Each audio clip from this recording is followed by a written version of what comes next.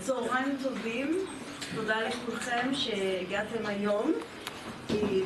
האירוע המיוחד הזה על משפטי החמאס הוא יוזמה משותפת של מרכז מינרווה לזכויות אדם ומרכז טאובנשלג למשפט פלילי, שניהם באוניברסיטה כאן, בפקולטה כאן, ובשיתוף עם מרכז רובינשטיין לאתגרים חוקתיים בבית הספר הארי רדזינר למשפטים באוניברסיטת רייכמן, שיש להם כותרות מאוד ארוכות תמיד רייכמן, והחברים שלנו מרייכמן תכף יצטרפו אלינו, היו להם בעיות עם החנייה. אני רוצה להודות במיוחד ליולי ליטוב שנמצאת כאן ממרכז מינרווה לזכויות אדם, ולשרון ורד שקד ממכון טאובנשלג שאולי כבר יצא, על ארגון האירוע, ממש תודה. אז כידוע לכם, כידוע לכולנו, אחרי הטבח הנוראי של השביעי באוקטובר דובר שמדינת ישראל מחזיקה בכ-120 אולי מחבלים, חברי חמאס שהשתתפו באלימות הנוראית של אותו יום. בסוף נובמבר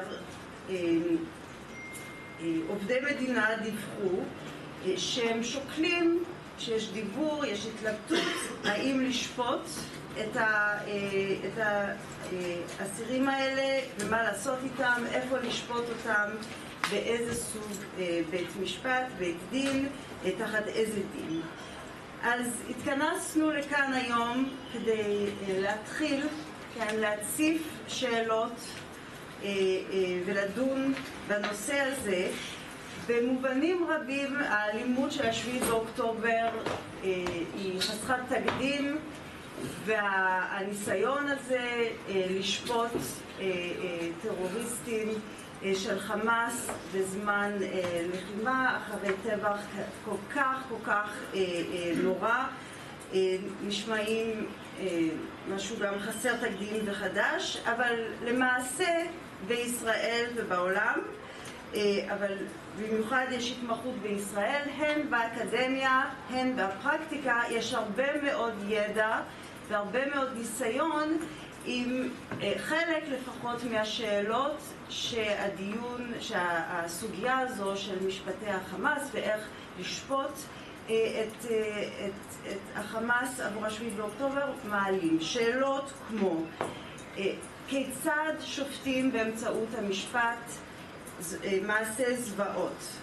מה המטרה? מה היעדים של שיפוט מעשה זוועות? צדק? ואם כן, צדק למי? לקורבנות? ומה רוצים הקורבנות בכלל? והאם הם רוצים כולם את אותו הדבר? אולי צדק לקהילה? אולי גמול? אולי ברור האמת? אולי יצירת נרטיב היסטורי או נרטיב פוליטי? האם אפשר להשיג את כל המטרות האלה ביחד, בו זמנית, או לפחות חלק מהן? האם יש מתח ביניהן? האם יש מתח בין חלק מהן לבין שלטון החוק? האם אפשר באמת לשפוט באופן הוגן, כן, על פי עקרונות של שלטון החוק, אדם, קבוצה גדולה של אנשים, כשיש רקע פוליטי כזה, כשיש מלחמה שמתנהלת בו זמנית? האם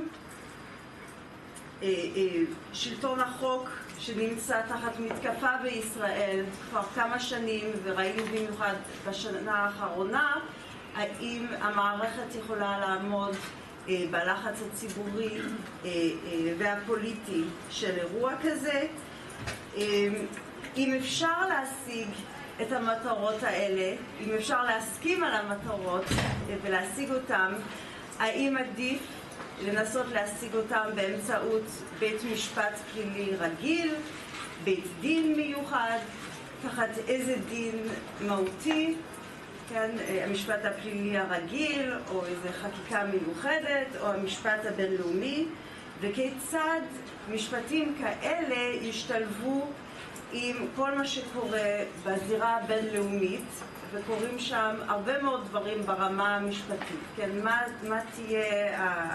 מה יהיו ההשלכות המשפטיות, מה תהיינה ההשלכות ההדדיות של ההליכים המשפטיים השונים. אלה רק חלק מהשאלות, כן? רק חלק מאוד קטן מהשאלות שההצעה לנהל משפטים כאלה מעלה. יש לנו 6 דוברים מהאקדמיה ואו מהפרקטיקה, יש כאלה כאן שהם גם וגם, כדי לדון בהיבטים מסוימים של השאלות האלה.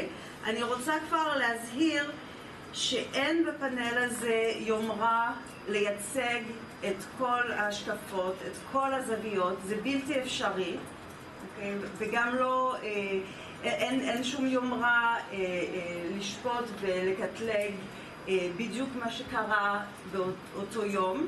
אנחנו רק רוצים ליזום, להציף את השאלות, להתחיל שיחה מתוך הידע שיש פה באקדמיה ובפרקטיקה המשפטית הישראלית, וגם חלק מהדוברים יש להם גישה מיוחדת לקורבנות או לחלק מהמעורבים, כפי שנשמע עוד מעט. אז כל דובר, כל דוברת תדבר בין 8 ל-10 דקות, ואני אהיה מאוד נוקשה עם הזמן.